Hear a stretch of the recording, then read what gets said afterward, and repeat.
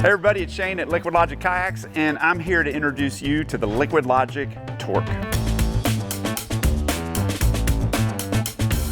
The Torque is actually something I've been wanting to do for a long time. Not only is it a river runner with some of those hot whip characteristics, kind of the rocker profile and the kind of the buoyancy in the hull, we dropped down a whole bunch of the bow volume so that we could take advantage of some of that old school cartwheel and stuff. We still have great stern for pivoting, pirouetting down eddy lines. We actually lowered that volume a little bit, but the general idea is this is a boat you could take just about anywhere, run the river, have a great time, but then also kind of play your brains out. All right, all you tech nerds are gonna wanna know the specs on this thing. The Torque comes in at 8 feet long, it's 26.5 inches wide, and 62 gallons of volume. So let's do a little walkthrough, bow to stern. We can kind of go over the features and functions. The bow rocker we actually fashioned after the hot whip to give it a nice lift. It's not quite as much, but plenty of rocker to get you up and over things as far as river running goes. But then obviously you can see that we scooped a ton of volume out of the bow so that you can initiate cartwheels, do enders really easily and small features, that kind of thing. Then came up to some generous volume, obviously. Cockpits are really similar to what we've always done in the past. And then working to the back, it's a very similar stern to the hot whip,